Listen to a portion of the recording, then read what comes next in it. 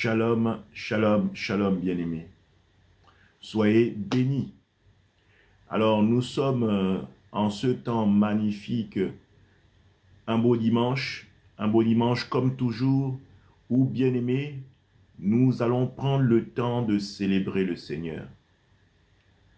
Je ne voudrais pas que nous soyons, comment dire, ou que je sois plus ou moins seul à partager ce moment, mais je voudrais t'inviter, toi, bien-aimé, toi et moi, nous allons faire l'œuvre de l'évangéliste et partager ce moment avec efficacité.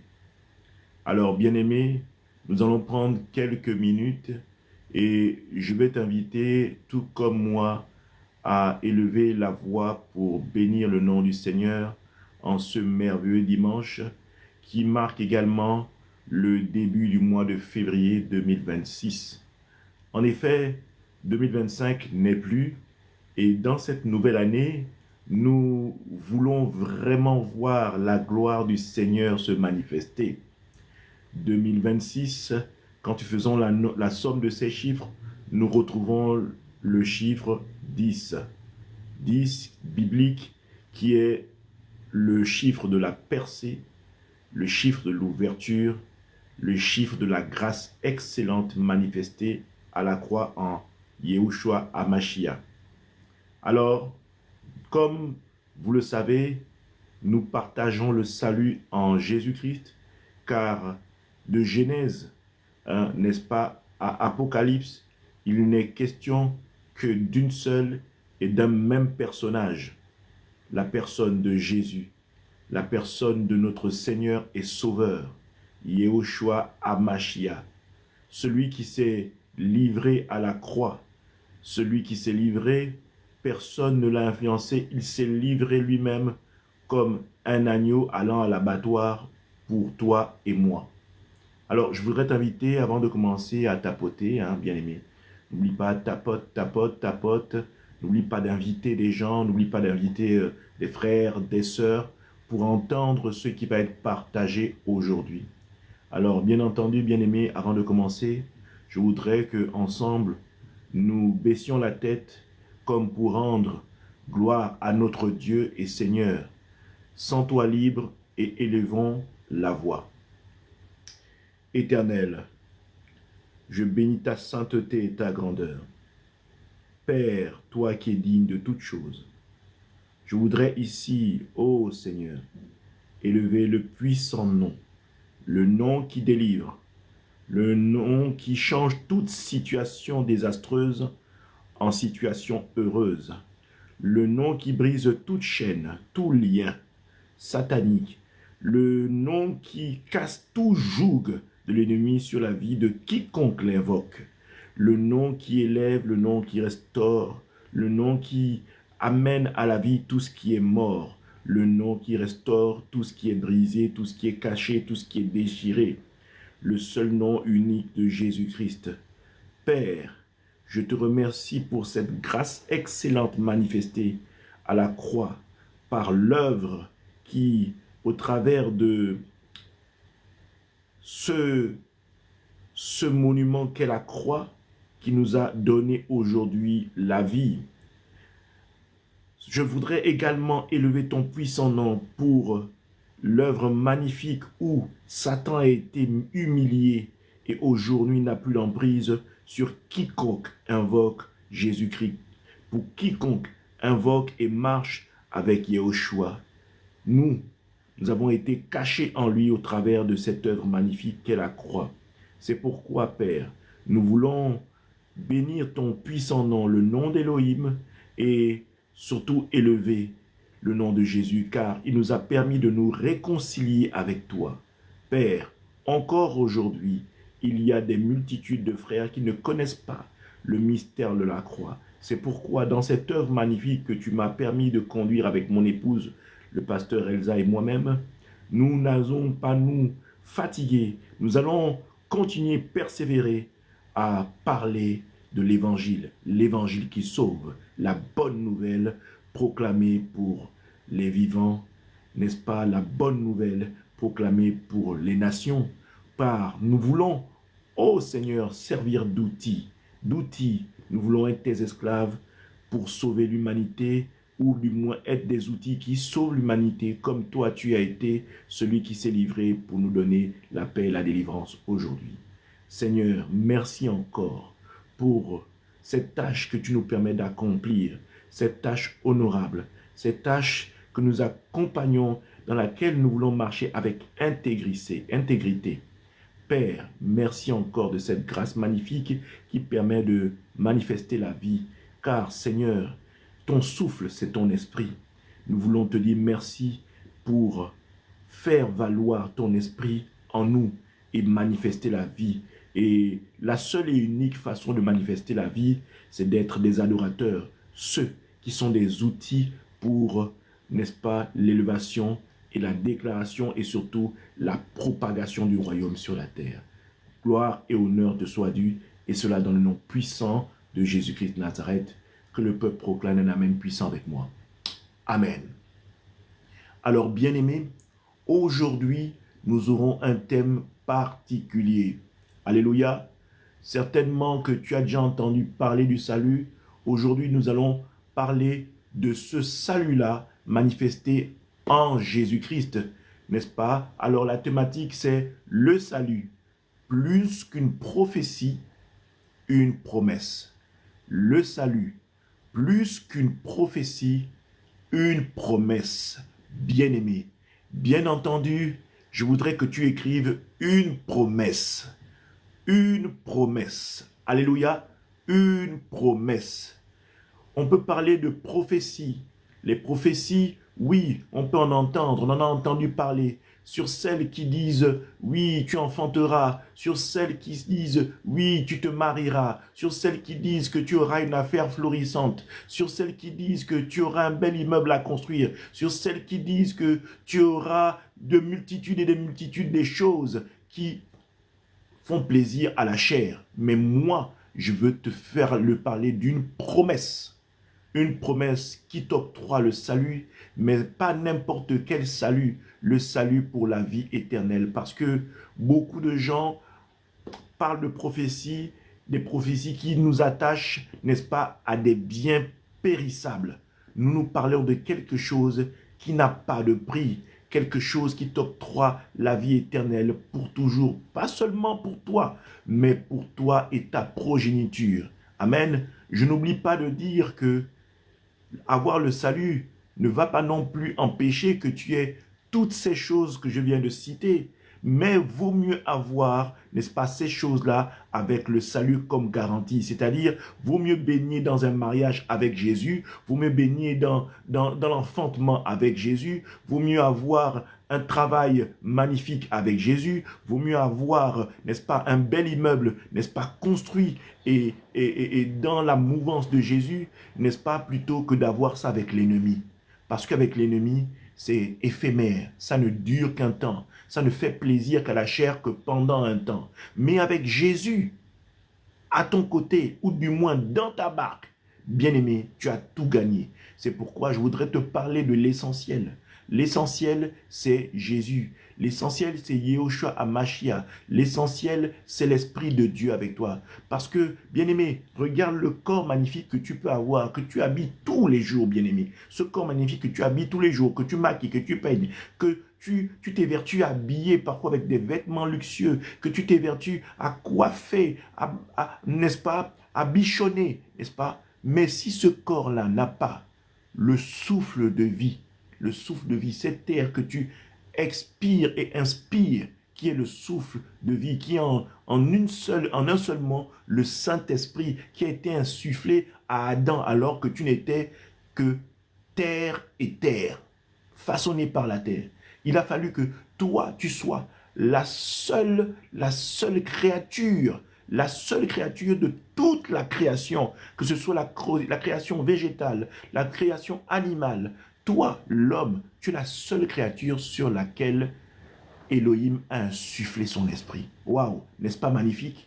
N'est-ce pas magnifique? Le Seigneur t'a gratifié d'être habité de son esprit. Avant, dans les temps passés, il y avait le tabernacle. Le tabernacle était quelque chose que l'on transportait.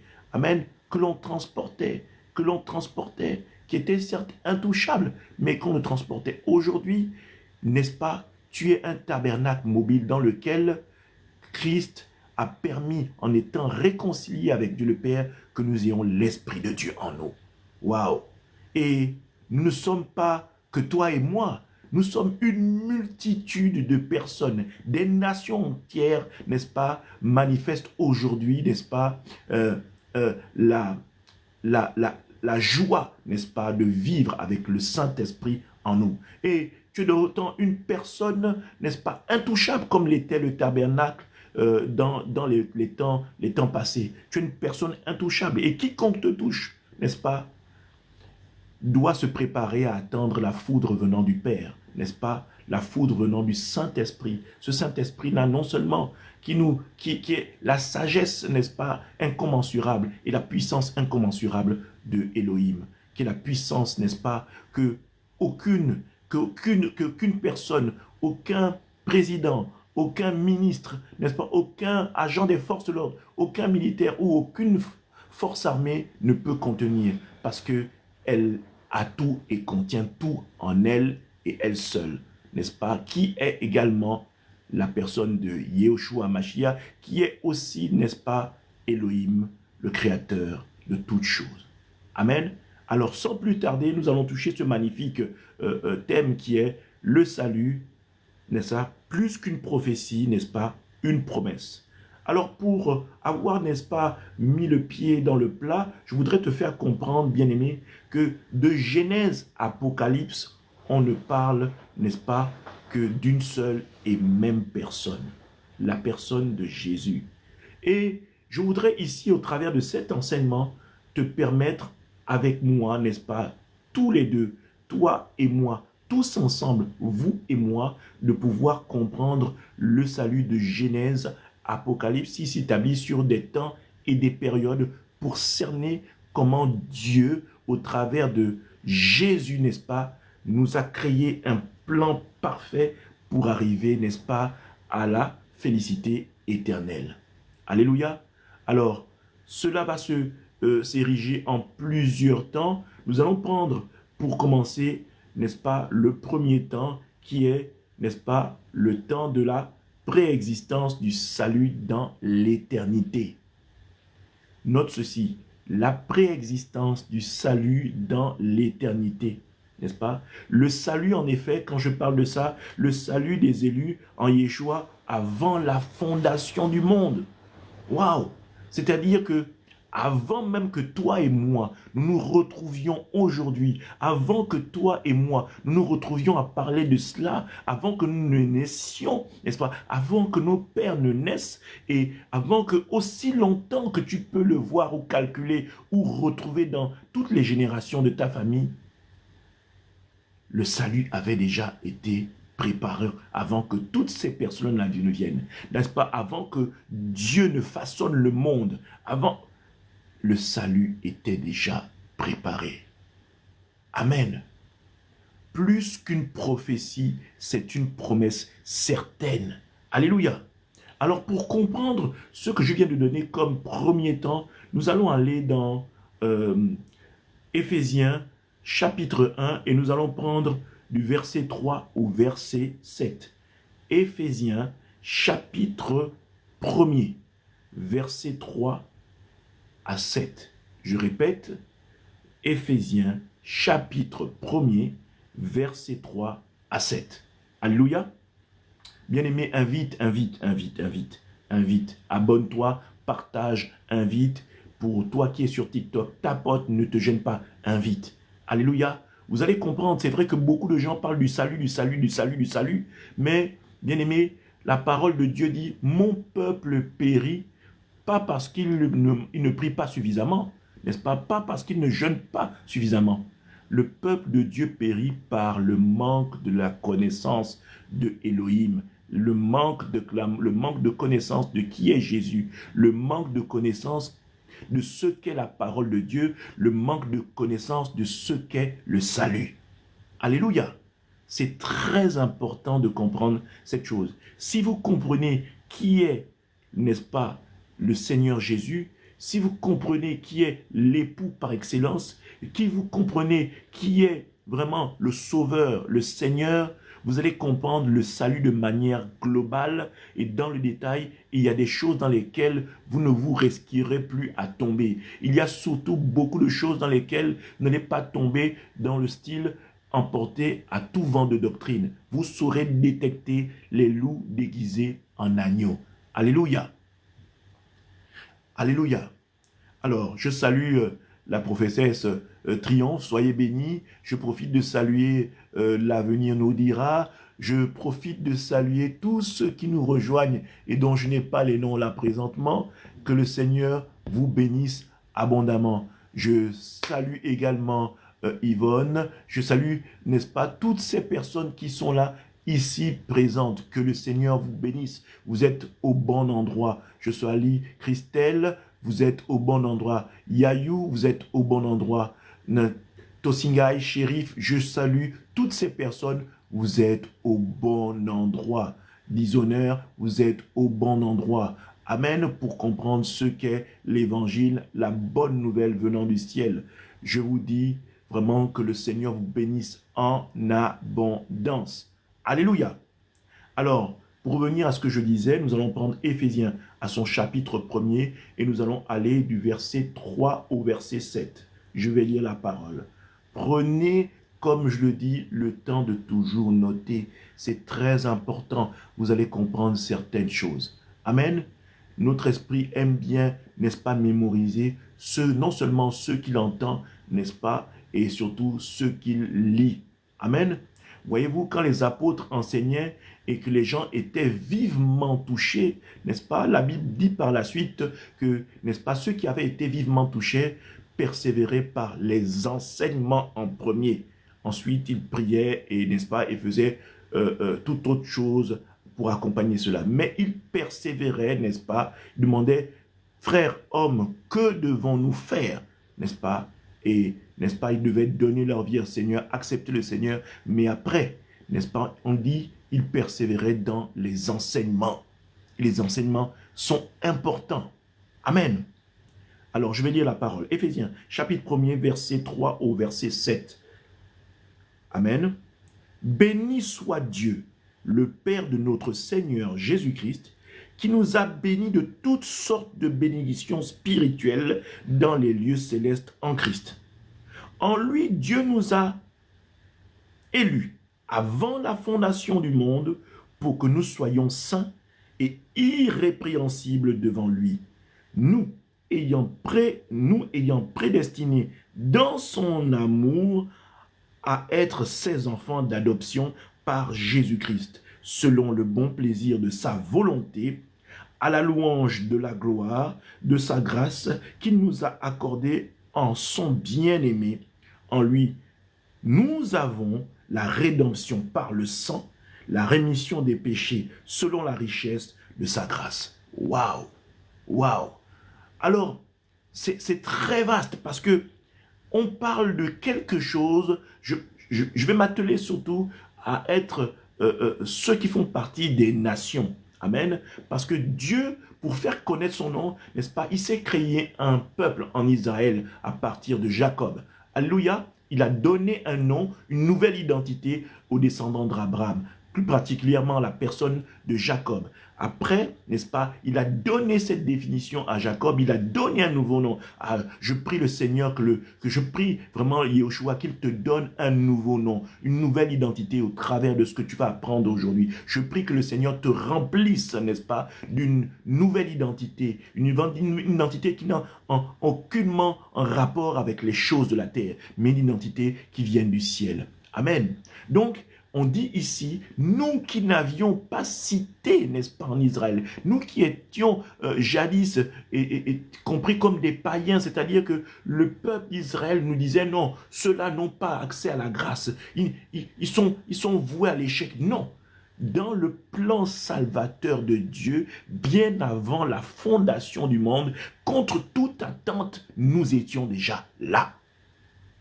Dans le cœur de Dieu, il avait déjà établi une action pour que toi et moi soyons là. Hormis le peuple d'Israël que tu connais, n'est-ce pas?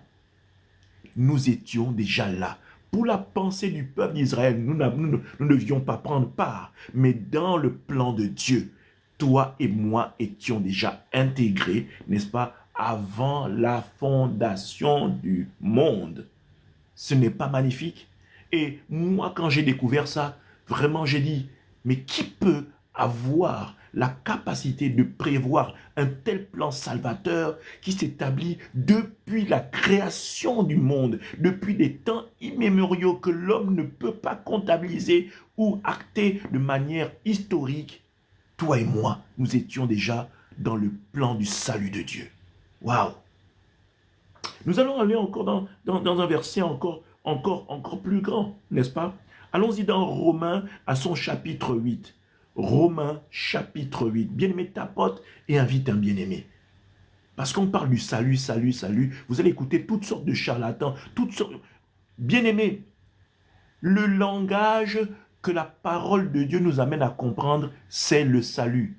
Dans les églises, on va vous parler l'évangile de prospérité. Toutes ces choses-là, bien-aimés, ne sauvent pas. Elles vous raccrochent à la terre dans des choses périssables. Mais moi, je vous parle du salut. Le salut est, n'est-ce pas, le langage unique, n'est-ce pas, apporté dans la parole de Dieu au travers de Jésus-Christ. La parole de Dieu dit ceci, il est le chemin, la vérité et la vie. Nul n'atteint le Père qu'en passant par lui. Amen. Il est celui-là qui est le chemin qui mène au salut. Il est la voie qui mène au salut. Yehoshua HaMashiach.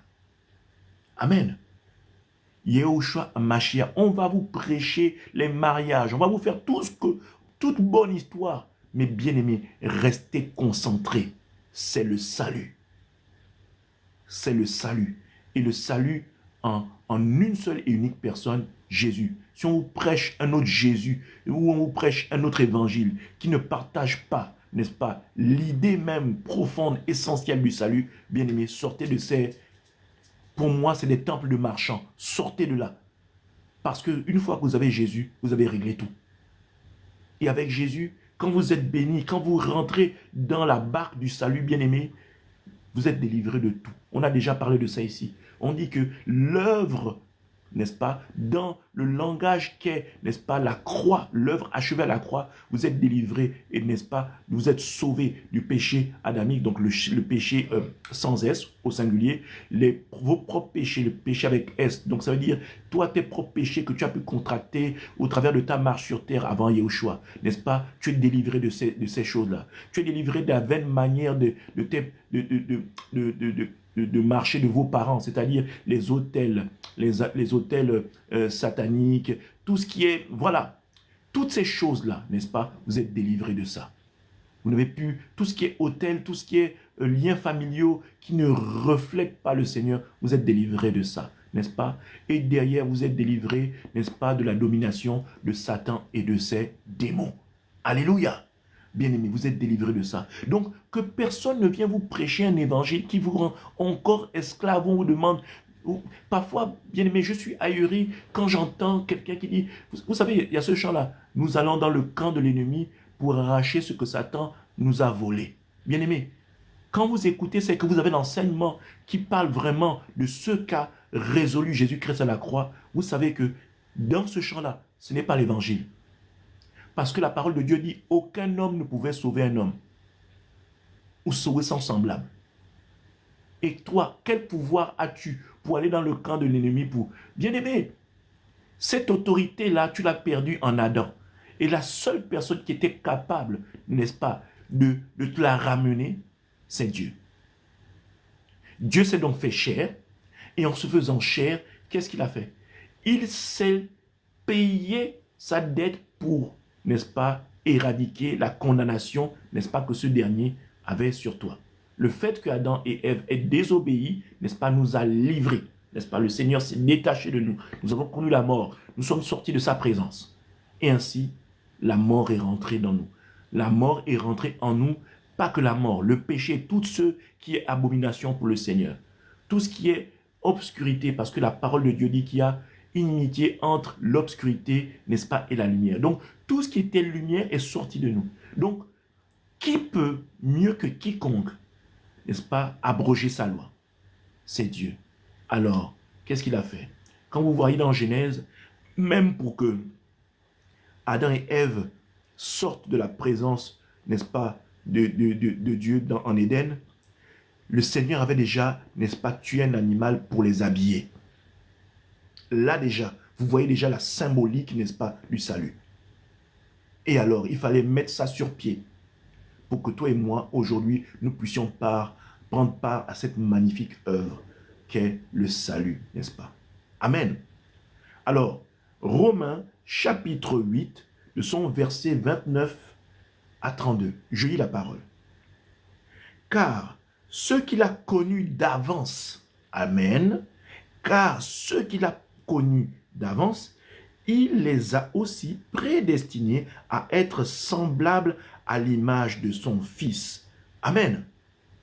À l'image de son Fils, c'est-à-dire la sainteté, la sanctification, n'est-ce pas? Tout ce qui te rend saint. Alléluia. C'est pourquoi on nous appelle les élus, n'est-ce pas? Les sanctifiés, n'est-ce pas? Le peuple saint, n'est-ce pas? La menorah à 7 branches. Alléluia. Le peuple acquis, n'est-ce pas? Voilà tous ces différents noms-là que Dieu nous a permis d'obtenir au travers de l'œuvre achevée à la croix, afin que son Fils fût le premier-né entre plusieurs frères. Jésus est le premier, et en étant le premier, quand nous marchons dans son sillage, alléluia, nous sommes nous également sanctifiés et devenus enfants de Dieu, co-héritiers en Christ. Je continue. Verset 30. Et ceux qu'il a prédestinés, il les a aussi appelés. Et ceux qu'il a appelés, il les a aussi justifiés. Alléluia. Amen. Ceux qu'il a justifiés, il les a aussi glorifiés. Alléluia. Waouh. Toi qui marches en sainteté de vie avec le Seigneur Jésus, waouh, tu vois, tu es déjà sanctifié. Et quelque chose qui est sanctifié ne peut plus être de la propriété de Satan. Amen. Quelque chose qui est déjà glorifié, n'est-ce pas, ne peut plus être de la propriété de Satan. Alléluia. Tu es un vase d'honneur. Avant, vase de terre. Aujourd'hui, vase d'honneur. Alléluia.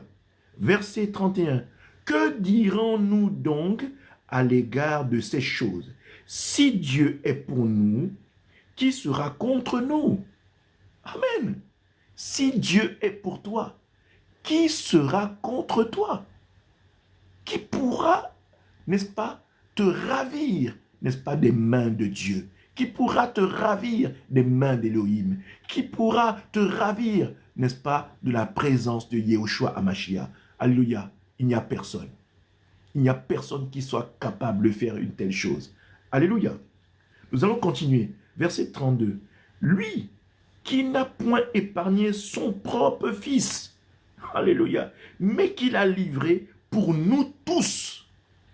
Waouh! Comment ne donnera-t-il pas aussi toutes ces choses avec lui? C'est-à-dire que s'il a élevé Jésus, n'est-ce pas, nous qui sommes ses co-héritiers, pourquoi nous ne profiterions pas des acquis aussi de Jésus, ou une part des acquis de Jésus? Parce que seul Jésus avait la plénitude, n'est-ce pas, de la puissance de Dieu. Donc, en d'autres termes, il est Dieu. Mais nous, qui sommes co-héritiers, nous ne pouvons pas avoir la plénitude du Saint-Esprit. Nous n'avons que des parts, n'est-ce pas, des fragments, n'est-ce pas, de l'Esprit de Dieu au travers de ce que Dieu veut faire avec nous quand nous sommes sur la terre, au travers des tâches auxquelles Dieu nous assigne. Amen. Donc vous voyez, bien-aimés, que le salut, n'est-ce pas, est un plan parfait qui ne t'a pas oublié alors même que ce dernier qui est Elohim façonnait le monde. Tu étais déjà inclus. Alléluia.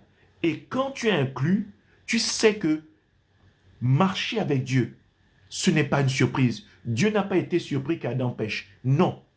Lui qui est le temps, celui qui était, qui est et qui vient, est capable d'aller dans le passé, venir dans le présent et aller dans le futur.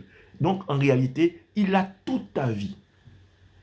Pas seulement que ta vie, mais il a même la vie de ta progéniture, c'est-à-dire les enfants que tu as aujourd'hui, les enfants que tu auras demain, les petits-enfants que tu as demain, le mari que tu as aujourd'hui, même si tu ne l'as pas.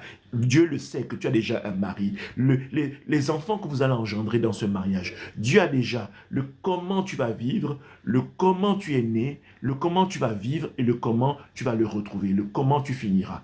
Tout cela, Dieu, Elohim, le grand, le sait. Amen.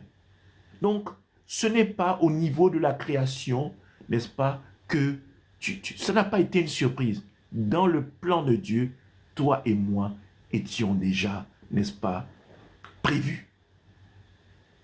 Nous étions déjà prédestinés. Et c'est là où c'est incroyable. Parce que vous allez entendre des histoires de plusieurs dieux, mais aucun Dieu n'est capable d'une telle chose.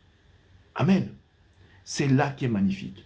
Vous pouvez écouter toutes les histoires des dieux, mais quand vous écoutez Elohim, l'histoire, amen, parce que la parole de Dieu, ou du moins la Bible, n'est-ce pas, est un livre de révélation, un livre qui est la manifestation de Christ même lui-même, mais où il y a son esprit, mais c'est également un livre historique, où, conduit par l'esprit, vous pouvez en connaître la profondeur, si vous nouez vraiment une intimité avec la parole de Dieu au travers de la méditation. Dieu peut vous en révéler les mystères, les secrets.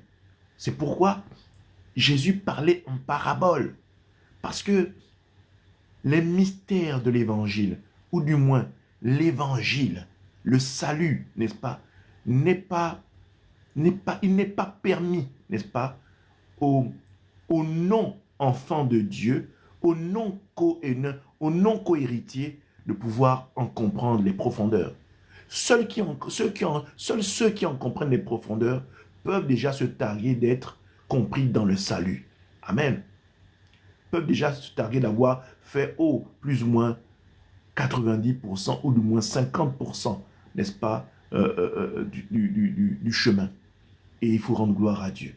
Amen. Alors, certainement qu'il y a des gens qui me découvrent aujourd'hui, je suis le pasteur Alain Joël Remendabia. Moi, je suis venu à Dieu. Je ne suis pas né avec une Bible dans le bras ou sous l'aisselle. Non, non, non, non. J'ai fait ma marche vraiment comme un homme naissant dans une famille normale où il y a toutes sortes de choses, où il n'y avait pas le Seigneur, mais Dieu m'a rattrapé, n'est-ce pas, en vol. Et cette rencontre m'a permis d'être l'homme que je suis aujourd'hui. Et je bénis le Seigneur pour toutes les personnes qu'il a mis autour de moi, en l'occurrence mon épouse, parce que moi je connais le Seigneur par mon épouse, vraiment le Seigneur véritable. Le Seigneur a utilisé cette femme et c'est comme ça que j'ai pu connaître le Seigneur. Alléluia. Donc, vous voyez, à un moment donné, le Seigneur sait vraiment animer ce désir en vous. Je pense à ceux qui se posent de nombreuses questions. Si, quand on partage la parole, quand tu entends parler de l'évangile, si tu ressens cette chose qui brûle en toi, tu sens que la vie que tu mènes, n'est-ce pas, n'est pas celle, c'est quelque chose qui est en toi. Je veux dire, la part, n'est-ce pas, de céleste, de la chose céleste de Dieu en toi, n'est-ce pas, réagit et t'attire, n'est-ce pas, vers ton Créateur. Bien-aimé, c'est que tu es au bon endroit. Amen. Alors on a dit, on va prendre acte, n'est-ce pas, pour finir avec cette dimension qui part de la, n'est-ce pas, la prédestination dans le salut. Acte des apôtres, acte chapitre 13, et nous allons prendre le verset 48. Chapitre 13, verset 48. Je lis la parole. Les païens se réjouissent en entendant cela. Ils glorifiaient la parole du Seigneur. Et tous ceux qui étaient destinés à la vie éternelle crurent. Amen. Je vais reprendre le verset. Acte chapitre 13, verset 48. Les païens se réjouissaient en entendant cela. Les païens, c'est qui? C'est toi, c'est moi. C'est ce que toi et moi nous étions, n'est-ce pas? Nous avons entendu l'évangile. Il a fallu que nous entendions l'évangile une fois. Et au fond de nous, une part de nous, la part de choses célestes que Dieu a mis en nous, a fait en sorte que nous nous réjouissions, que nous nous posions, n'est-ce pas, des questions, que nous prenions, n'est-ce pas, une décision de pouvoir nous attacher à Jésus. Donc, les païens que nous étions, n'est-ce pas, quand nous lisions ceci, on parle de comment les apôtres sont allés, ils ont partagé la parole, n'est-ce pas, ils sont arrivés dans un lieu, ils ont partagé la parole. Et en ce lieu, les païens qui étaient là, qui entendaient l'évangile, on dit, ils se réjouissaient en entendant cela. Et ils glorifiaient, ils glorifiaient la parole du Seigneur. Ils bénissaient le Seigneur pour cette parole qu'ils entendaient. Amen. Et tous ceux qui étaient destinés à la vie éternelle crurent. Ça veut dire que dans le monde qu'il y avait là, il y en avait qui entendaient la parole et chez qui ça ne faisait rien. Mais dans ce verset, on dit « Et tous ceux qui étaient destinés à la vie éternelle », c'est-à-dire qu'en passant par là, ce côté-là, ce moment marqué où ils entendraient l'évangile qu'avait prévu Dieu, les a fait s'arrêter. Et ils crurent, ils disent « Oh, voilà cette parole que j'attendais. Voilà cette parole que j'attendais. » Mais peut-être que ces personnes se posaient des questions en se disant « Ma vie, je mène une vie qui... Non, je sens que c'est pas bon. » Mais à l'écoute, n'est-ce pas, de l'évangile, ce jour-là, on dit, dans ce verset magnifique, que tous ceux qui étaient destinés à la vie éternelle crurent. Ceux qui avaient été dans le plan avant la création du monde, en passant par là, en entendant l'évangile, ils se sont arrêtés et ils crurent. Gloire à Dieu. Donc, toi qui passes par là, toi qui traverses mon live ou toi qui scrolles, je veux dire cette parole-là est pour toi. Cette parole-là est pour toi. Arrête-toi un instant et entends l'évangile.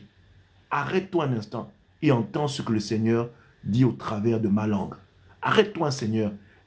Arrête-toi un instant et écoute. Cette parole est certainement pour toi. Amen. Je ne sais pas ce que tu en dis. Peut-être que tu as traversé des moments difficiles, mais je peux te dire, arrête-toi un instant. Cette parole-là est pour toi. Amen. Alors, nous allons prendre le deuxième point qui est le salut en préparation. Le salut en préparation. Je parle là des plusieurs temps qu'il y a dans la Bible quand on parle du salut. Plusieurs temps. Quand tu prends ta Bible et que tu vas de Genèse à Apocalypse, les temps marqués qui parlent du salut. On a parlé de la prédestination et là on va parler le deuxième point qui est le salut en préparation. Quand on parle du salut en préparation, on touche l'Ancien Testament. Alléluia. Quand on parle du salut en préparation, on est axé sur l'Ancien Testament. On parle de comment Dieu a pris Abraham. On prend de comment Dieu a sorti Abraham de sa famille. On parle de Genèse. On parle de comment le peuple hébreu, n'est-ce pas, en Exode. On parle de comment il est rentré en Égypte. On parle de comment il est sorti. Alléluia. On parle de comment ils ont marché, comment ils ont conquis jusqu'à arriver, n'est-ce pas, à la terre promise. On parle du salut, n'est-ce pas, en préparation. On parle de l'Ancien Testament jusqu'à l'arrivée de Jésus. Alléluia. N'est-ce pas? On dit donc que la venue de Yeshua, le Sauveur, est seulement, n'est-ce pas, à ce moment-là, prophétisé. C'est prophétisé. Même si les docteurs dans la loi pensent en connaître, n'est-ce pas, la profondeur. Et d'ailleurs, on dit que Moïse, n'est-ce pas, a demandé à voir, n'est-ce pas, la grâce magnifique. Et on dit qu'il a vu, n'est-ce pas, Elohim de dos. Mais la vérité, Elohim est esprit. Alors, en étant esprit, comment Moïse a pu voir Elohim de dos? Amen, c'est une question. Moïse dit, lui, il parlait avec Dieu. Amen. Il a demandé à Elohim qui veut le voir. Mais Dieu lui a dit, personne ne peut me voir et être en vie. Alléluia. On dit que Dieu est passé à une vitesse. Alléluia. Et il a vu Elohim de dos. Mais comment est-ce possible? Comment peut-il voir le dos d'un esprit? Question.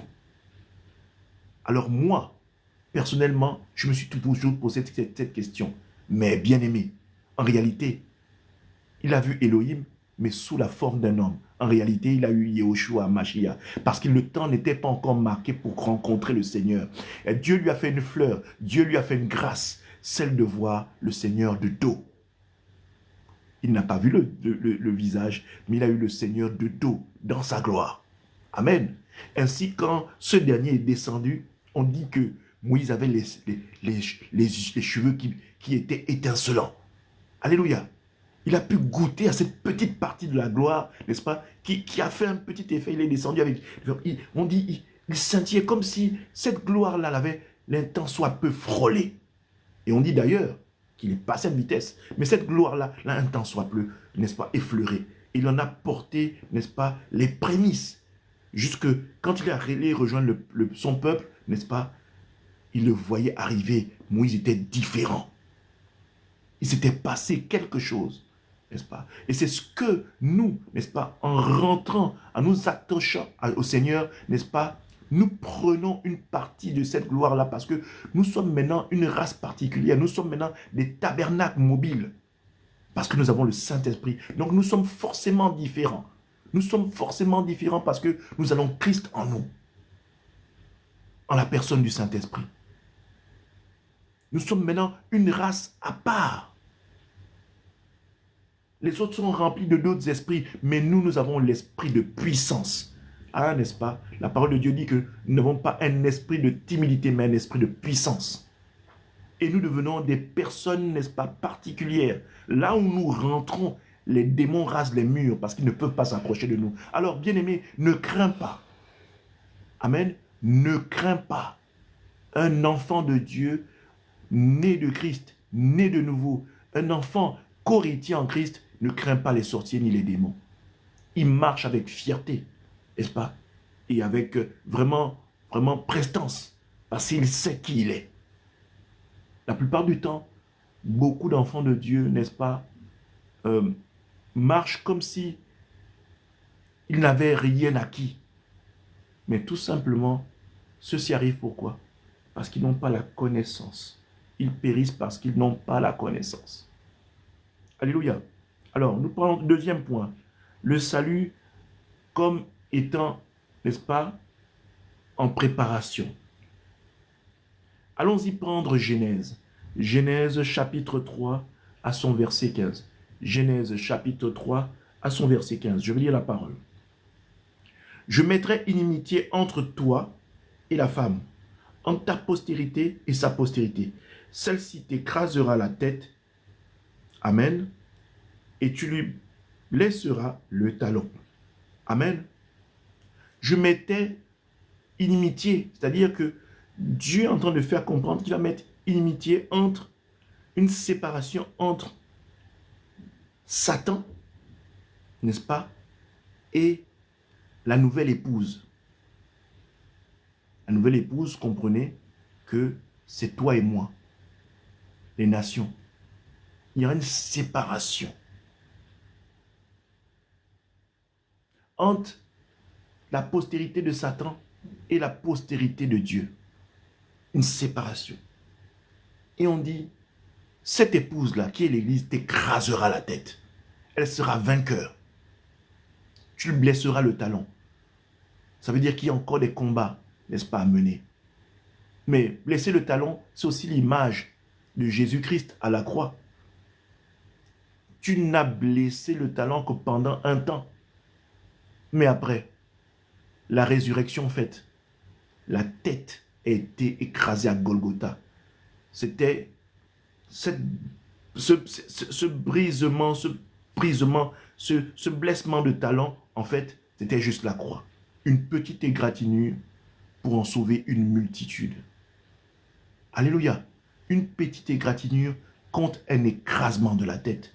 Quand on écrase la tête de quelqu'un, c'est qu'on a fini avec lui. Cette personne ne peut plus se relever. Aussi, aujourd'hui, je déclare sur ta vie que Satan, n'est-ce pas, n'est plus. Prends courage, tu es libre. Que personne ne vienne partager un évangile qui te retient esclave et prisonnier de Satan. Bien-aimé, à la croix à Golgotha, Jésus a tout accompli. Tétélestai. Tout est accompli.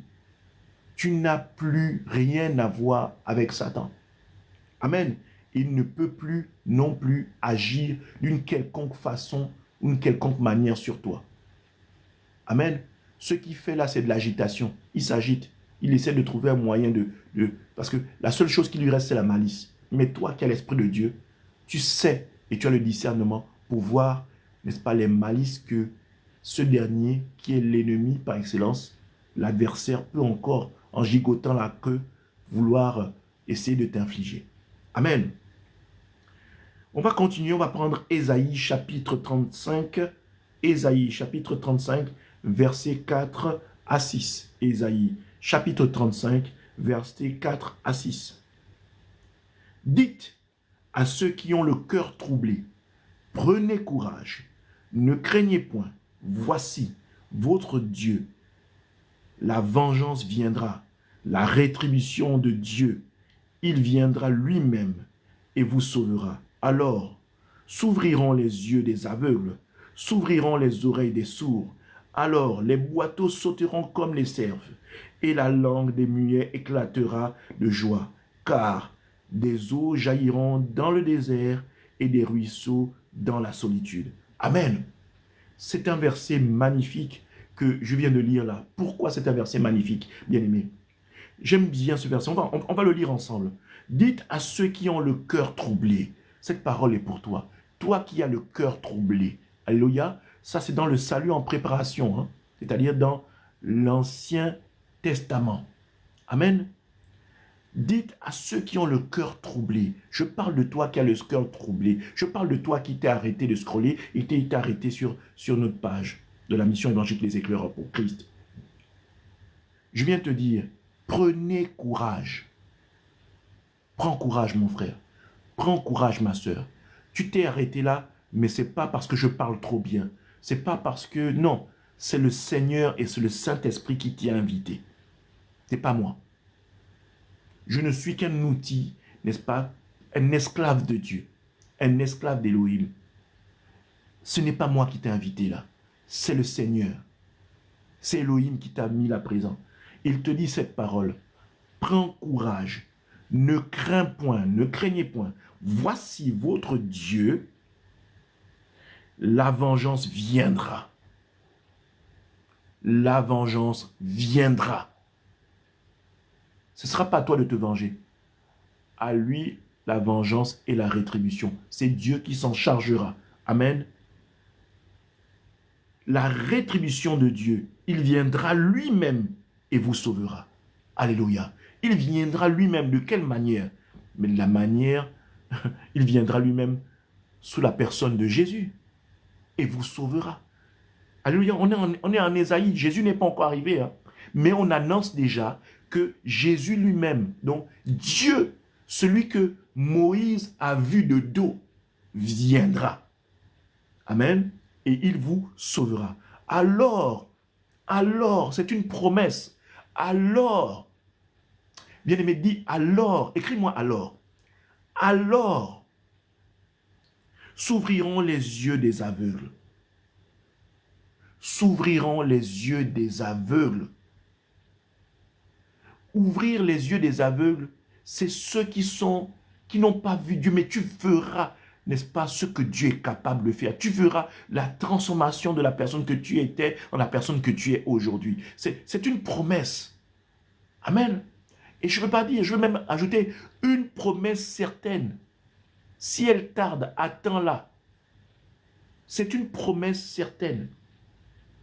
Alors s'ouvriront les yeux des aveugles. S'ouvriront les oreilles des sourds. Tu n'avais pas la capacité avant. Tu avais entendu parler de Dieu, mais là, le moment est arrivé. Tu as entendu parler de l'évangile. L'évangile qui sauve. Pas l'évangile qu'on raconte partout, qui te retient sur la terre, qui n'apporte aucun changement. Aucun changement. On n'a même pas besoin d'avoir le changement physique. On n'a même pas besoin d'avoir le changement financier. Amen. Je parle du changement spirituel. En toi, il se pose une multitude de questions, il y a un bouleversement. Tu sens que tu dois changer. Tu sens que tu dois t'accrocher au Seigneur. Tu sens que le temps est arrivé. Il y en a assez de marcher comme tu marchais avant. Tu sens que le temps est arrivé. Tu sens qu'il faut accepter le Seigneur. Tu sens qu'il faut marcher. Tu sens que Dieu a ouvert la mer Rouge. Et tu sens qu'il faut rentrer dans le sillon de la mer Rouge pour aller de l'autre bord. Et quand tu rentres dans le sillon pour traverser la mer Rouge, ne t'inquiète pas des liens familiaux. Ne t'inquiète pas du péché adamique. Ne t'inquiète pas de tes propres péchés. Ne t'inquiète pas de la domination des Satan et ses démons. Ne t'inquiète pas de tous les autels, n'est-ce pas, de famille. Quand tu seras même en train de traverser, le Seigneur refermera la mer Rouge pour engloutir les Égyptiens qui sont en fait toutes les myriades de démons du péché adamique, tes propres péchés, n'est-ce pas, qui est également la domination de Satan et ses démons, qui est également tous les autels famille. Il aura le temps en la personne du Pharaon de les engloutir dans la mer, n'est-ce pas, afin que, une fois arrivé de l'autre bord, tu n'aies plus à craindre. Tu es libre. Alléluia. Alors, les boiteux sauteront comme le cerf. Toi qui n'arrivais pas à marcher, tout ce qui était blocage dans ta vie, tout ce qui toi qui étais enclin, n'est-ce pas, à tout ce qui était limitation, tout ce qui était enclin à limitation dans ta vie, c'est ça le fait de boiter. Tu ne boiteras plus, tu marcheras. Tu marcheras avec tes propres pieds, n'est-ce pas, et tu sauteras comme jamais tu n'as sauté. L'allégresse sera ton partage. Amen. Et la langue du muet éclatera de joie. Cela, on parle de, tu proclameras l'évangile. Tu vas proclamer l'évangile. Tu vas proclamer l'évangile. Ton témoignage, tu vas en parler parce que, bien aimé, quand tu vois les merveilles que Dieu peut faire dans ta vie, tu ne peux pas garder ça pour toi. Ce n'est pas possible. C'est tellement toi que ton être a besoin d'expulser. Bien aimé, rappelez-vous de la femme samaritaine. Quand elle a rencontré le Seigneur lui a dit des choses. Qu'est-ce qu'elle a fait? En entendant, Jésus, la croix n'était pas encore arrivée, mais cette femme a eu la grâce. Qu'est-ce qui s'est passé? On parle du fait qu'elle se soit levée et après avoir entendu le Seigneur, elle allait annoncer, voici, j'ai vu quelqu'un qui connaît ma vie, j'ai vu le Seigneur, j'ai vu celui dont on parle dans le rouleau. Je l'ai vu et il m'a parlé de ma vie. On parle du fait que cette femme a été délivrée. Elle a commencé à aller évangéliser, parler des bienfaits du Seigneur. Jésus était le 7e mari. Elle avait 6 maris. Jésus était le 7e mari. Le 7e mari. La perfection, l'époux. L'époux parfait. Le plan salvateur, l'époux qui sauve. Amen. Car des eaux jailliront dans le désert.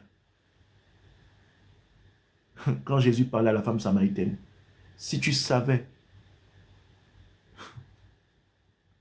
tu n'auras plus jamais soif, tu ne viendras plus puiser au puits là, de tes pères. Tu ne viendras plus. Tu n'auras plus besoin de seau et de jarre parce que en toi, tu seras rempli de cette eau-là. Ça va déborder. Ça va déborder. Et ceux qui sont autour de toi le verront. Ils verront comment ça déborde. On se dit, ah, le frère a changé, il y a un truc qui s'est passé. La sœur a changé, il y a un truc qui s'est passé. Et je ne parle pas d'un changement seulement dans ton comportement. Ce que tu touches, n'est-ce pas? Ce que tu touches ou ce que tu feras, il y aura Jésus-Christ dedans. Et le succès s'attache à ça. Le propriétaire de toutes les richesses du monde, c'est Jésus. Mais il faut d'abord chercher lui, l'essentiel, avant de pouvoir, n'est-ce pas, profiter. Quoique parfois, il y a beaucoup de gens qui viennent à l'église, ils viennent pour chercher quelque chose. Dieu, ou du moins Jésus, leur permet d'obtenir ce qu'ils veulent. Et quand ils ont ce qu'ils veulent, ils s'en vont. Ça reflète carrément, vous savez, c'est pas tous ceux sur qui Jésus a manifesté des miracles qui sont restés à côté de Jésus. Beaucoup ont eu la guérison, ont eu le miracle de Jésus et beaucoup sont partis. Ils ne sont pas restés. Très peu sont restés. Rien de nouveau sous le soleil, mes bien-aimés. Il n'y a rien de nouveau sous le soleil. Les gens manifestent toujours les mêmes comportements, les mêmes attitudes. La parole de Dieu, Dieu ne change pas. Dieu, c'est un parfait pédagogue. Sur chaque action, il fait preuve de patience. Il fait preuve de patience pour t'enseigner, pour se manifester devant toi, pour te montrer qui il est. Seuls ceux qui sont prédestinés peuvent voir le Seigneur. Là où ceux qui n'ont pas le Seigneur sont aveugles et ne peuvent point voir. Amen. Nous allons parler maintenant de la troisième période. Le salut manifesté. Amen. Le salut manifesté. Et quand on parle du salut manifesté, je parle là de l'évangile. Alors beaucoup de gens, c'est vrai, disent l'évangile, mais beaucoup ne savent pas ce que c'est l'évangile. Amen. L'évangile, c'est, n'est-ce pas, la vie, n'est-ce pas, l'ensevelissement au travers de la mort, n'est-ce pas, et la résurrection. En Jésus-Christ, le salut. L'évangile. La mort en Jésus-Christ, l'ensevelissement, n'est-ce pas, et la résurrection. L'évangile se traduit dans ces trois mots-là. Amen. Donc, quand on vous parle de l'évangile, ou quand je vais vous parler du salut manifesté, je vais vous parler, n'est-ce pas, de Jésus. Amen. Yahushua, le Sauveur, qui est sur la terre parmi les hommes. Amen. Alors, allons-y dans Luc chapitre 4. On va prendre Luc chapitre 4 et on va prendre du verset 16 au verset 21. Luc chapitre 4, du verset 16 au verset 21. Amen. Je lis la parole. Il se rendit à Nazareth, où il avait été élevé. Et, selon sa coutume, il entra dans la synagogue, le jour du sabbat.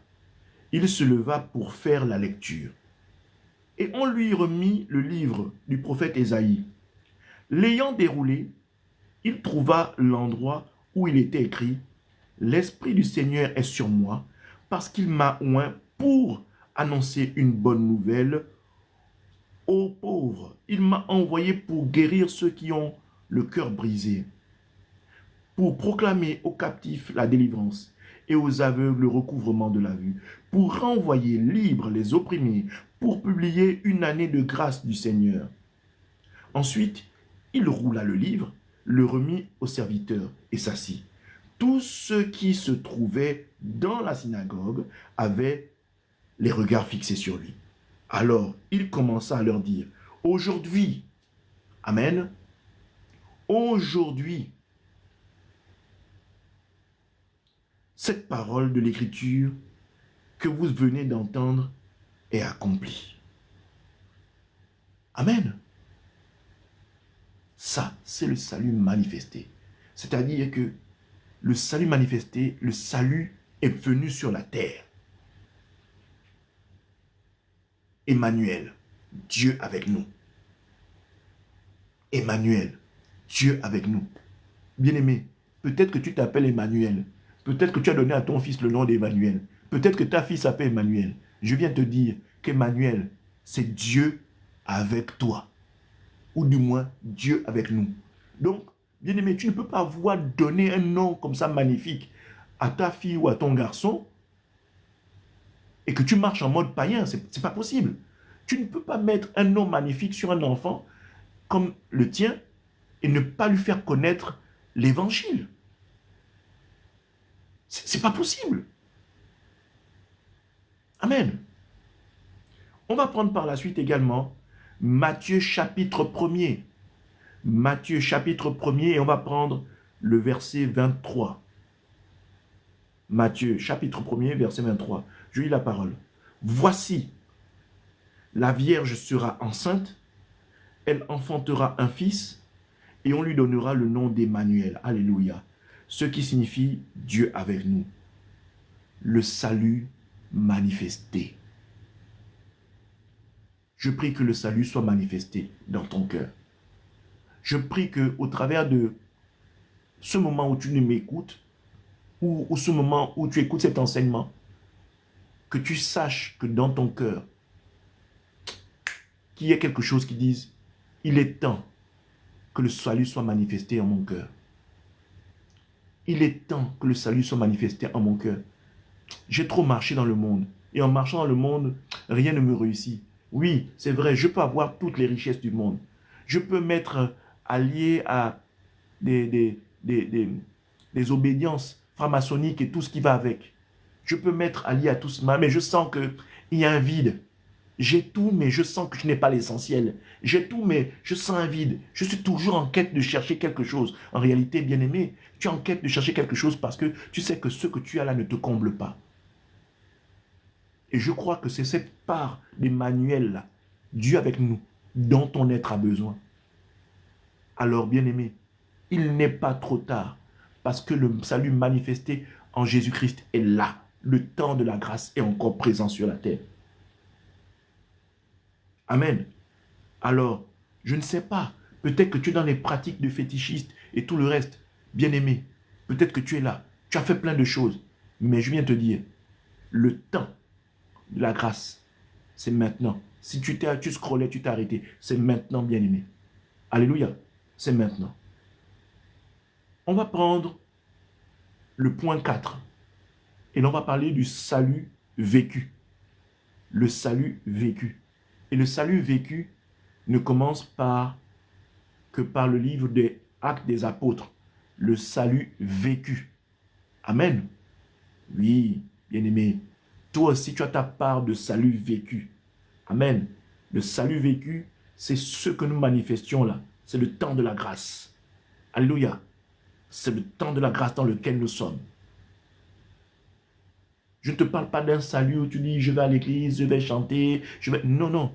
Un salut vécu où tu as vraiment le désir dans ton cœur de manifester la parole de Dieu au quotidien dans ta vie. Tu sens que cet évangile-là doit maintenant être mon mode de conduite. C'est ma notice de vie. Amen.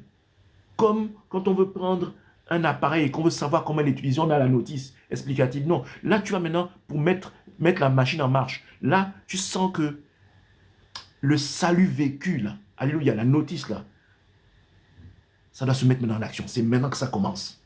Il faut que je pratique maintenant. Et il ne faut pas que je pratique seulement. Il faut que ce soit un style de vie. Pas que je pratique momentanément, non. C'est un engagement de bonne conscience. Amen. Tu sens que ça doit commencer maintenant. Ma vie doit être transformée maintenant. Je me détache de la personne que j'étais. J'épouse la vision du Seigneur. Je rentre dans l'évangile et je vis l'évangile. Je transpire l'évangile. Je bouge l'évangile. Je chante l'évangile. Quand je parle, c'est l'évangile. Amen. Non, je ne parle pas comme les autres hommes du monde. Non, quand je parle, c'est la sagesse de Dieu qui est en moi. Le Saint-Esprit est ma boussole. Tout ce que je fais n'est conduit que par le royaume. Je suis citoyen du royaume. Il est temps que je m'attache, n'est-ce pas, à ce royaume-là. À cette nation-là. La nation, n'est-ce pas, des saints. Je ne suis plus un citoyen de la terre. Je suis un citoyen du royaume. Co-héritier en Jésus. Alléluia. C'est vrai que quand on parle de l'acte des apôtres et qu'on parle du salut vécu, on parle de Yeshua, le Sauveur, qui vit dans le croyant au travers du Saint-Esprit. Et au travers de ça, on nous a donné un nom.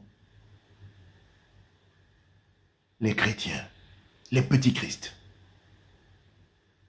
Moi, je crois que celui qui a même trouvé ce nom-là, ceux qui ont trouvé ce nom-là, ils ne savent même pas ce qu'ils ont fait, mais ils ont été inspirés par l'Esprit de Dieu. Même si ils n'étaient pas des chrétiens, mais ils ont été inspirés par l'Esprit de Dieu. Amen. Dieu peut se servir de quiconque, mais ils ont été inspirés par l'Esprit de Dieu. Alors, allons-y prendre acte. Alléluia. On va prendre Actes des Apôtres. On va prendre Actes des Apôtres, Acte 1, autant pour moi, Acte 1, et on va prendre le verset 8. Acte 1, verset 8. Je lis la parole. Mais vous recevrez une puissance, le Saint-Esprit, survenu sur vous, et vous serez mes témoins à Jérusalem, dans toute la Judée, dans la Samarie et jusqu'aux extrémités de la terre. Amen. Ce n'est pas, cette promesse n'est pas seulement attachée aux hommes de Dieu que nous sommes. Vous savez, ce verset-là peut prendre action et peut prendre vie, même dans la vie des disciples et des oins, des brebis. Amen. Je vais vous expliquer pourquoi. Parce que le Saint-Esprit m'inspire sur ce verset. Vous serez mes témoins à Jérusalem.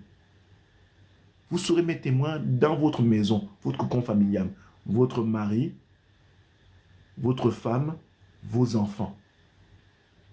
Ensuite, on parle dans toute la Judée. Dans les enfants que vos enfants auront. Dans les mariages que vos enfants, femmes et hommes, iront contracter. La présence de Dieu va s'élargir. Vous allez être un témoin. Vous allez manifester le Seigneur dans une nouvelle génération en partant de votre famille. Ça va maintenant toucher vos enfants qui iront se marier à d'autres familles. Alléluia. Dans la Samarie, c'est-à-dire que là, on passe maintenant d'une 3e génération. Vos enfants ont engendré, on passe maintenant de vos petits-enfants. Amen. Ça s'étend. En fait, chrétien, ça s'est répandu comme un virus. Mais pas un mauvais virus. Un virus bienfaisant. Un virus sain. N'est-ce pas? Un virus sain. Alléluia. Et jusqu'aux extrémités de la terre. Et les extrémités de la terre, c'est nous qui avons été touchés, les nations. Ça a commencé d'abord à Jérusalem, la Judée, la Samarie, et les extrémités de la terre. Attendez, la région dont Jésus est originaire est à 1000 lieues de là où toi et moi nous sommes. Mais aujourd'hui, nous sommes impactés par ce que Jésus a implanté sur la terre, l'Église. Nous en sommes maintenant, bien-aimés, les bras et les pieds, le corps.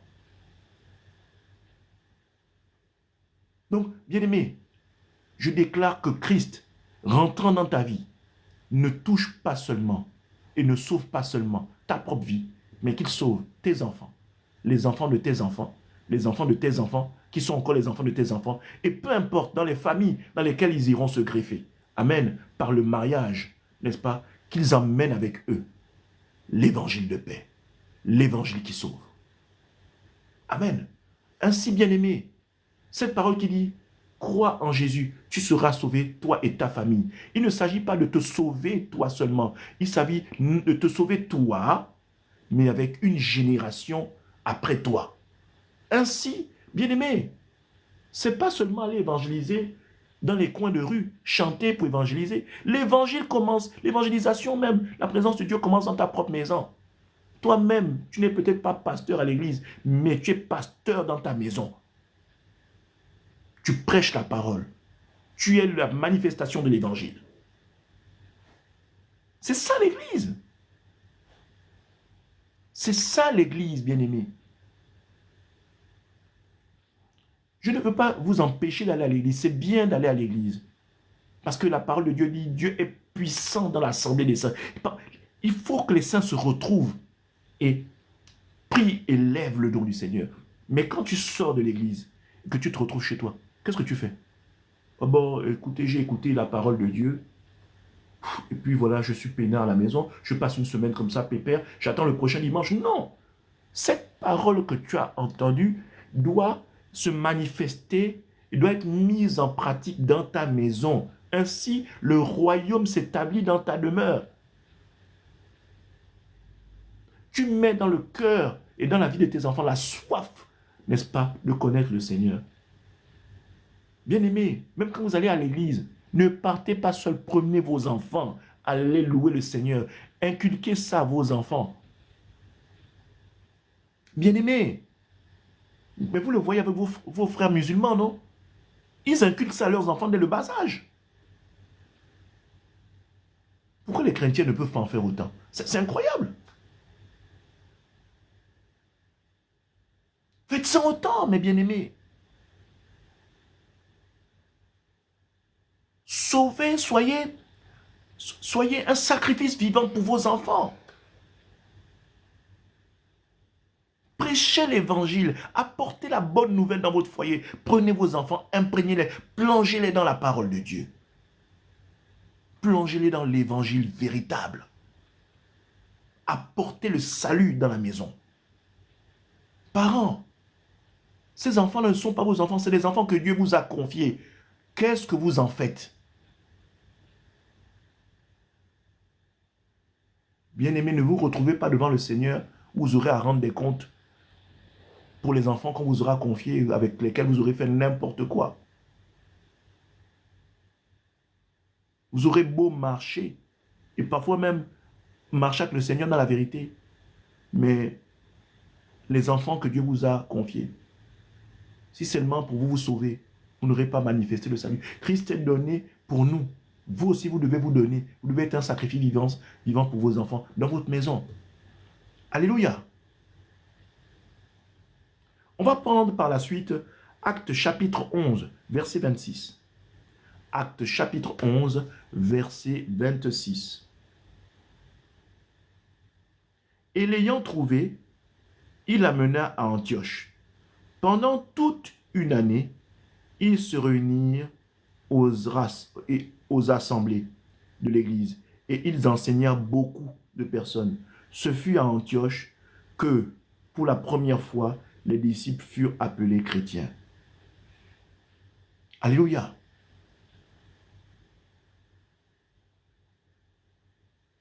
Même les païens vous appelez chrétiens. Mais vous, les chrétiens, vous négligez cette appellation. Vous avez le nom de Dieu avec vous. Vous avez l'Esprit de Dieu en vous. Mais vous vous négligez. Amen. Pratiquez le salut vécu. Le salut vécu. Ne soyez pas seulement que des entendeurs. Soyez aussi des manifestateurs de la parole de Dieu. Alléluia. Point 5. Le salut expliqué. Le salut expliqué. Point 5. Ceci s'établit dans les épîtres.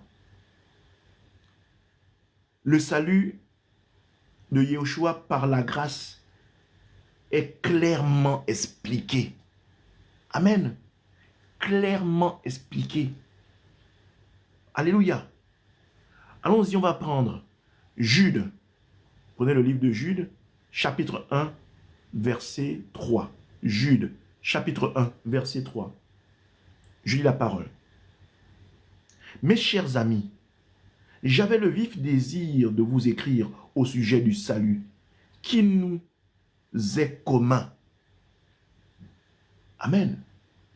J'ai vu la nécessité de la faire maintenant afin de vous recommander de lutter pour la foi qui a été transmise une fois pour toutes à ceux qui font partie du peuple saint. Amen. Je vais vous expliquer le salut expliqué et pourquoi dans les épîtres. Amen. Il y a un mot-clé caché dans ce verset. Amen. Mes chers amis, je relis, j'avais le vif désir de vous écrire au sujet du salut qui nous est commun, le salut que nous partageons, vous et moi. Le but visé, le salut définitif, le salut éternel, le salut qui nous mène dans la félicité éternelle. J'ai vu la nécessité, donc l'importance de le faire maintenant. Moi aussi, j'éprouve l'importance et la nécessité de le faire maintenant, afin de vous recommander de lutter pour la foi qui a été transmise. La foi que tu as là, ce n'est pas une foi qui naît de toi. C'est une foi que Christ t'a transmise. Amen, ce verset. Pour lutter pour la foi qui vous a été transmise. C'est-à-dire lutter pour conserver cette foi-là.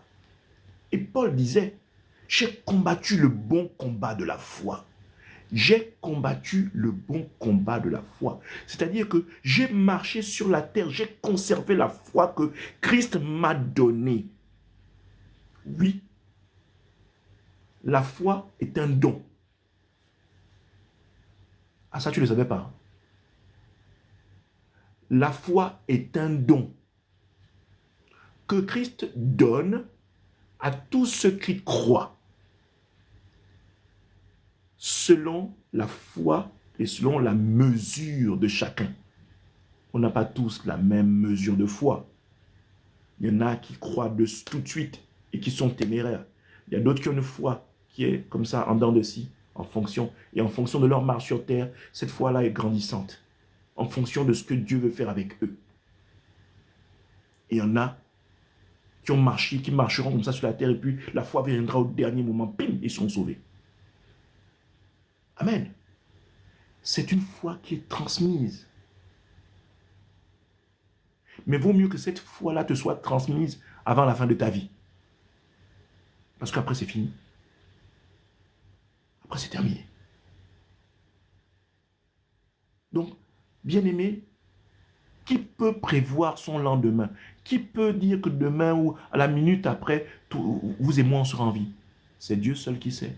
C'est pourquoi ne remettez pas à demain ce que vous pouvez faire aujourd'hui, d'accepter le Seigneur avec sincérité. Pas pour vous faire plaisir à la femme que vous voulez séduire dans l'église ou à l'homme que vous voulez séduire dans l'église, bien aimé. Parce qu'il y a beaucoup de frères qui font ça. Beaucoup de frères qui vont dans l'église pour séduire et disent « Ah, hein? » Et après, quand ils ont eu la sœur ou quand la sœur a eu le frère, ça devient un vrai tigre dans la maison. Alléluia. Donc vous ayez cette foi-là, n'est-ce pas, qui vous a été transmise une fois pour toutes à ceux qui font partie du peuple saint. Donc la foi transmise là, si vous revoyez depuis le début de cet enseignement, cette foi-là, vous l'avez depuis la prédestination. Depuis que vous avez été choisi dans les temps immémoriaux. Cette foi-là, cette part de foi-là vous est déjà réservée. Amen. Et au moment où le Seigneur se manifeste, se découvre à vous, paf, tout de suite.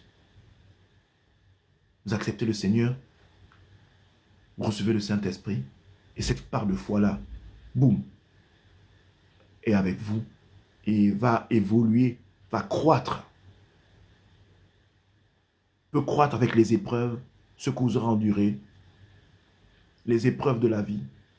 Parce que Dieu peut également établir des épreuves pour vous, comme Satan peut faire des épreuves, et ça c'est Dieu qui permet. Mais tout concourt au bien de ceux qui aiment Dieu. C'est-à-dire que ça a toujours un rendu bénéfique. Vous n'êtes jamais perdant. Vous êtes toujours gagnant. Vous êtes toujours vainqueur. Vous êtes toujours plus que vainqueur, comme déclare la parole. Amen.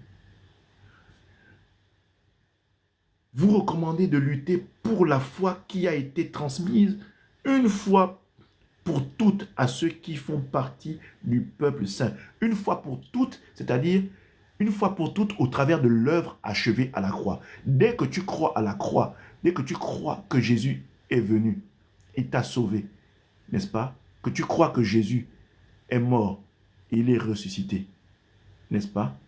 Il a été enseveli et est ressuscité. Ton cœur est vivement touché. Et là, tu te dis, frère, comme avait fait certains frères face à l'exhortation, à la bonne nouvelle qu'avaient apporté les apôtres, ils ont dit, homme frère, que devons-nous faire? Au moment où tu te poses cette question-là, le Saint-Esprit fait boum, ça descend à la foi, bam, tu as été touché, tu as été vivement touché. Ainsi le désir de rentrer dans l'attachement définitif avec le Seigneur est figé et bloqué sur toi. une fois pour toutes, après avoir entendu la bonne nouvelle. Pour toutes, à ceux qui font partie du peuple saint. Alléluia. Sois béni, frère, sois béni. 6e partie et dernière partie, le salut atteint. Le salut atteint. C'est-à-dire, achever la course. Comme Paul l'a dit, achever la course. Et là, nous rentrons dans le livre de Apocalypse. C'est la zone Apocalypse. Et la zone Apocalypse, c'est le but visé. C'est le but visé. Alléluia. On va prendre 2 versets sur Apocalypse. Apocalypse chapitre 22. Apocalypse chapitre 22, du verset 1 à 5. Alléluia. Apocalypse 22, verset 1 à 5. Je lis la parole. Et il me montra un fleuve d'eau de la vie, limpide, comme du cristal, qui sortait du trône de Dieu et de l'agneau. Au milieu de la place de la ville et sur les 2 bords du fleuve, il y avait un arbre de vie, produisant 12 fois des fruits, rendant son fruit chaque mois et dont les feuilles servaient à la guérison des nations. Amen. Verset 3. Il n'y aura plus d'anathème. Le trône de Dieu et de l'agneau sera dans la ville. Ses serviteurs le serviront et verront sa face. Et son nom sera sur leur front. Il n'y aura plus de nuit et ils n'auront besoin ni de lampe ni de lumière, parce que le Seigneur Dieu les éclairera et ils régneront au siècle des siècles. Là, ce verset te traduit le tableau de la félicité éternelle. Amen. C'est le salut définitif et éternel. Là, ce verset te traduit la félicité éternelle. Waouh. Au verset 3, j'aime bien ce qui se dit. Il n'y aura plus d'anathème. Donc, il n'y aura plus de blessures, de maladies, toutes ces choses-là. Il n'y aura plus toutes ces choses-là. Ça n'existera pas. C'est enjoy, la joie, la paix, la bonne humeur, tout. La joie, la félicité éternelle, l'allégresse en continu. Il n'y a plus de pleurs, il n'y a plus de bobos, il n'y a plus de j'ai mal, il n'y a plus de je suis malade, il n'y a plus de j'ai aïe, il n'y a plus de ça, il n'y a plus de il m'a fait mal. Non, tout ceci n'existera plus. Amen. Et j'aime bien ce qu'il y a à la suite. Le trône de Dieu et de l'agneau. Et c'est là où c'est magnifique. C'est-à-dire que Dieu et l'agneau partagent le trône. L'agneau, c'est la personne de Jésus. Et Dieu, c'est la personne d'Élohim, l'Esprit. On dit, le trône de Dieu et de l'agneau sera dans la ville. La Jérusalem céleste, la nouvelle terre. Ses serviteurs le serviront et verront sa face. Nous verrons Dieu tel qu'il est. Et son nom sera sur leur front. Waouh! Il n'y aura plus de nuit. L'obscurité ne régnera plus. Ils n'auront besoin ni de lampe, ni de lumière. Parce que le Seigneur Dieu les éclairera. Nous serons habités de sa présence, la lumière en continu. Amen. La lumière en continu, mon frère. La lumière en continu, bien-aimée ma soeur. La lumière en continu. Et ils régneront au siècle des siècles.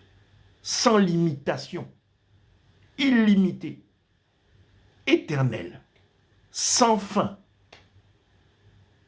Bien-aimés, vous voyez comment nous vivons sur la terre, non?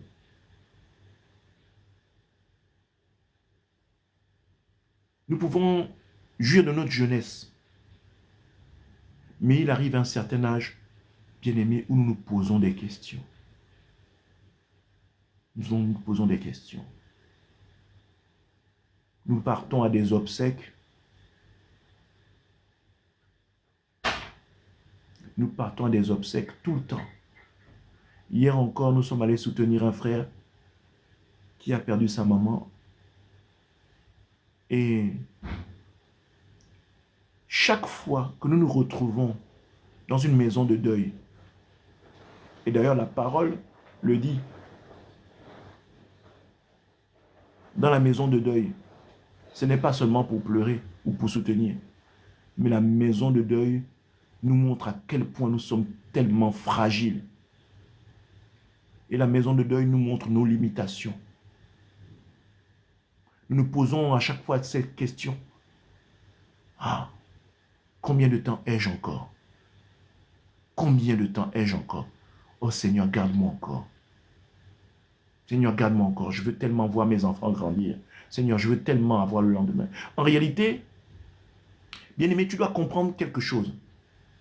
C'est que le désir de l'éternité est en toi. Le désir de l'éternité est en toi. J'ai oublié comment on appelle ces insectes-là. Ils ont un nom. Je pense qu'il y a le mot diurne dedans. Ou nocturne, mais je ne sais plus. Ils ont un nom particulier. C'est-à-dire, c'est des animaux. Parfois, vous pouvez voir des lampadaires. Souvent, après les pluies, ils tournent autour de la lumière sur des lampadaires. Mais bien aimé, leur vie ne tient qu'en ces quelques heures-là. Parce qu'ils sont nés pour tourner autour de cette lumière-là. Et ça ne tient que ces quelques heures. Et après, ils meurent.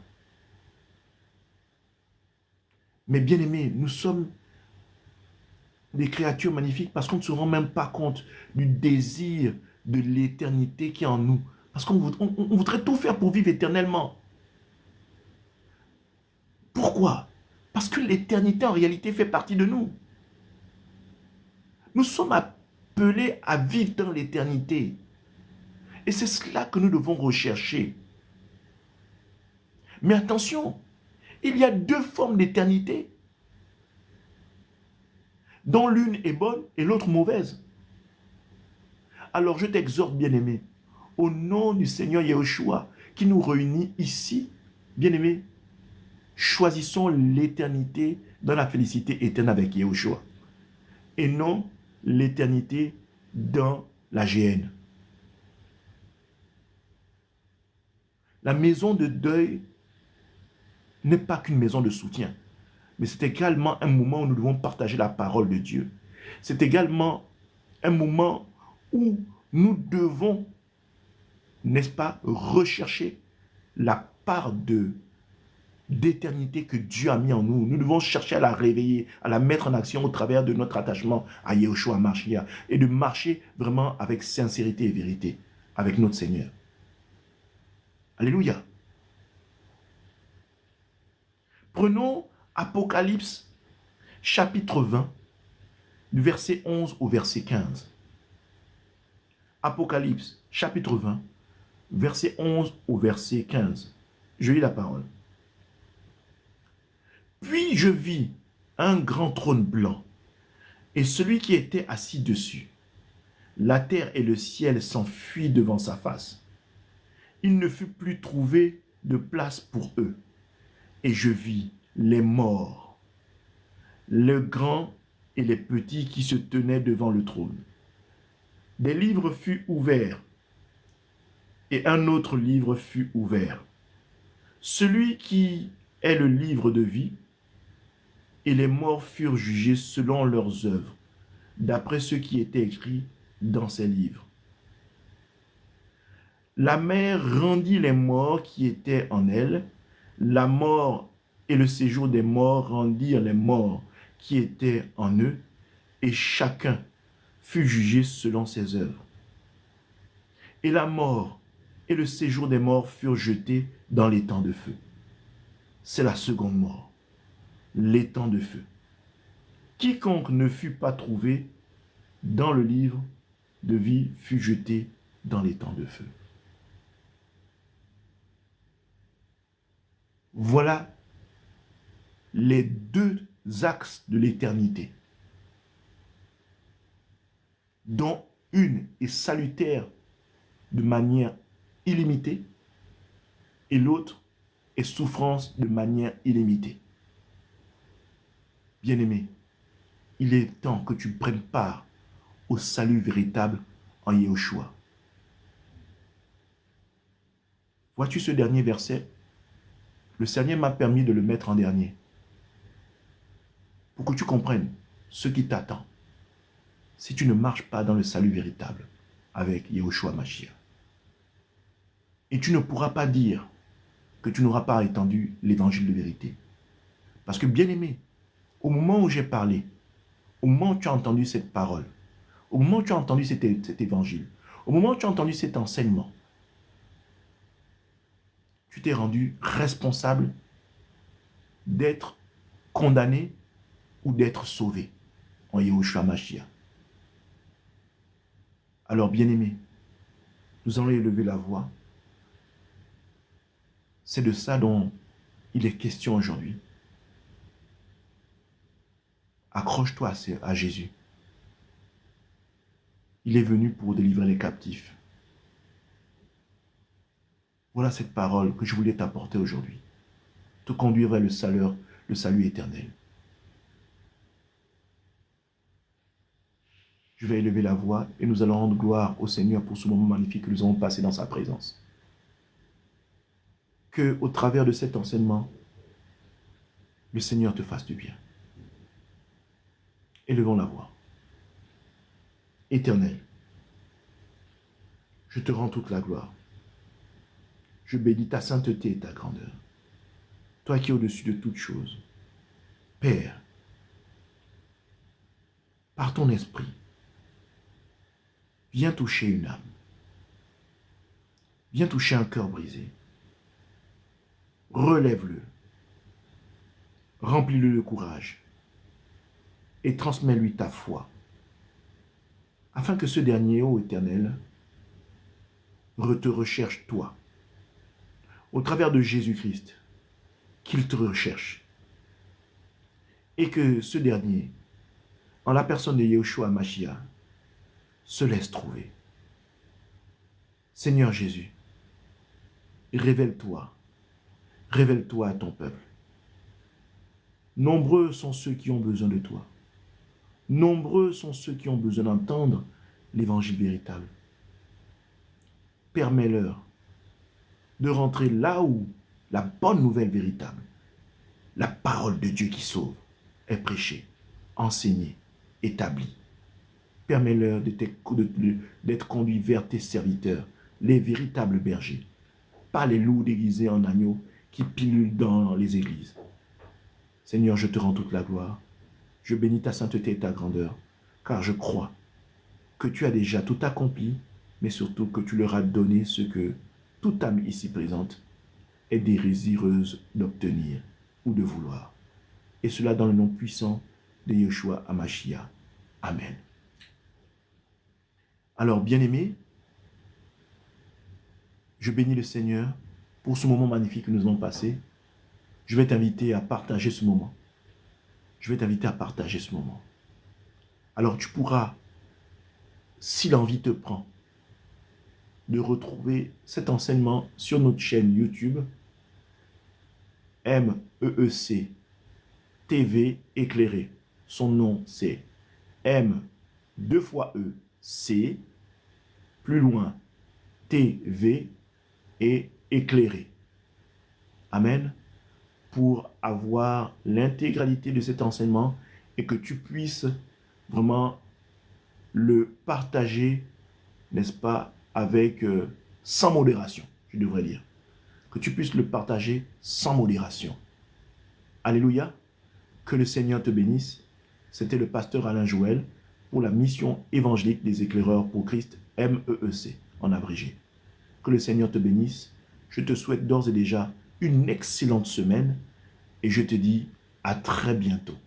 À très bientôt et que le Seigneur te bénisse. Le pasteur Elsa se joint à moi pour vous souhaiter une excellente semaine dans la présence du Seigneur Yahushua HaMashiach et qu'aucune entrave, n'est-ce pas, ne vous soit faite, que la paix et la main du Seigneur de protection soit établie dans vos maisons et vos familles, n'est-ce pas? Et cela dans le nom puissant de Yahushua HaMashiach. Excellente semaine, excellent dimanche. Que Dieu vous bénisse. Bye bye.